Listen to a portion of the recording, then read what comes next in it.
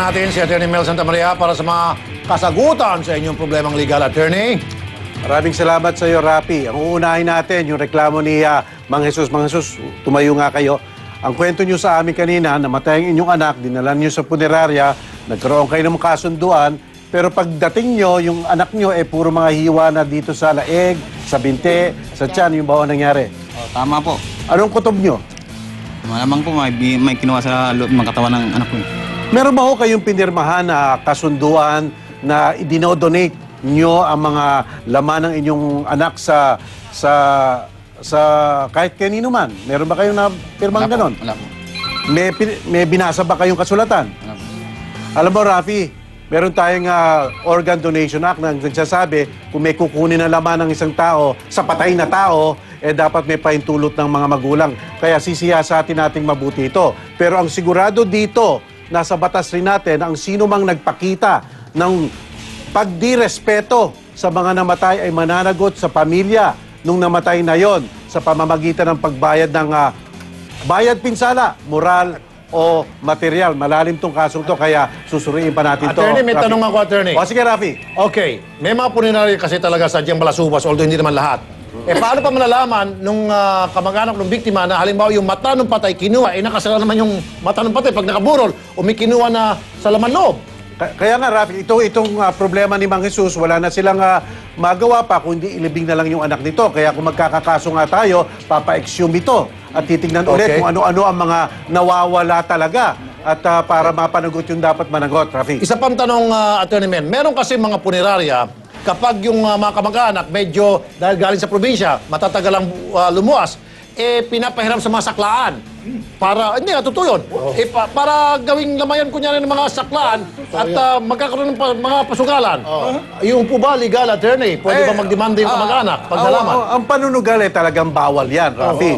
Kaya doon pa lang talagang kahina-hinala na yung mga gawain gano'n ng mga ibang mga punerarya. Ibig sabihin, Attorney, yung bang walang paintulot sa kamag-anak ng biktima, ilalagay nila yung patay, papalamayan sa ibang lugar para magkaroon ng pasugalan o para gamitin sa hindi tamang paraan. Bawal yan, bawal yan. Pwede magdemanda yung kamag-anak. Pwede rin, Rafi. Basta talagang niloko ka, pinagsamantalahan ka, dapat may remedyo ka sa batas, di ba? So, yun ang punto ng kaso ni Mang Jesus.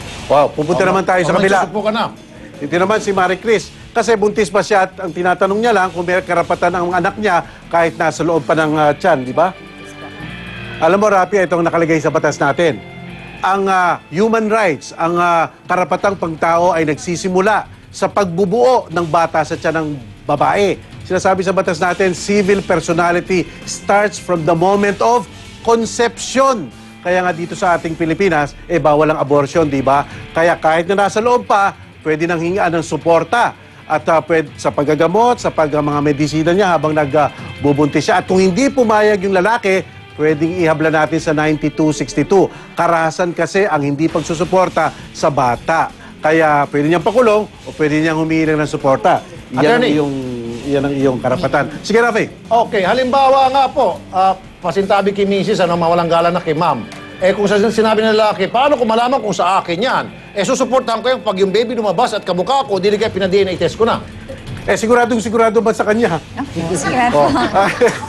Yun nga, may punto ka doon, Rafi. Siyempre, yun ang depensa ng mga taong hinihingi ng suporta na hindi nila anak yan. At patingnan ko kamukha ko at saka ipa-DNA test natin. Saka ako magsusuporta. Otherwise, ibalay ko kung sa iba yan. Di ba yung mga ganun? Pasintabi kay Mama. Meron na daw pagtatanggap na anak niya yon. May pinirmahan daw sa harap ng barangay. Kaya makakatulong rin yun. Okay, yun ang ating mga problemang nire-resolve ngayong araw. Kung meron po kayong mga katanungan, tumawag lang po sa aming hotline 922-5218 at 922-5220. At kapag tapos na po ang T3, pwede kayong mag-text sa amin sa 0918-983-8383. Attorney Mel Santamaria po ito. Balik sa inyo, Rafi, Erwin, at Ben. Maraming salamat, Attorney Mel Santamaria. Alam mo, Tol Rafi, Tol Ben, yung sinasabi mo ay patay. May nangyari na gano'n, nagdemanda yung kamag-anak galing sa probinsya. Taga Marinduque, tapos nakalamay sa Caloocan. Ang sabi naman ng punerarya, sagot ng punerarya, mabuti nga, pinaglamay niya, binihisan na namin, pinagyan namin ng barong. Balasubas na. Sabi niya ron, hindi naman tamo, hindi magkasya yung patay. Ang ginawa nila, Dahil maliit yung atol, siniksik nila yung ulo ng patay. Walang biro para magkasya. Pero kung may iba, Tol, Raf, ang galing mo magtanong kanina doon sa buntis kung yung ba tatay o ano. Bakit? Hindi, natural lang naman yun kasi. Magaganda yung mga tanong mo eh. Parang natural na natural. Hindi. Ano yung sabihin? Natural yung tanong biglaan. Extemporaneous. Parang kami mga pinapahiwatig. Wala. Ako'y base lamang sa aking mga napapanood sa telebisyon. Ayun. Sa dyaryo. Kaya Sa naman. papanggan sa radyo. Ayun, Alam mo okay. tayo, tri-media tayo. Ayun, okay. Mamaya pala, iba naniniwala ng kulam. Kayo, Kulang. Anthropologists believe sa kulang. kasi mamaya sa Wanted, sa TV, merong mambukulam daw sa may Bulacan. Hoy!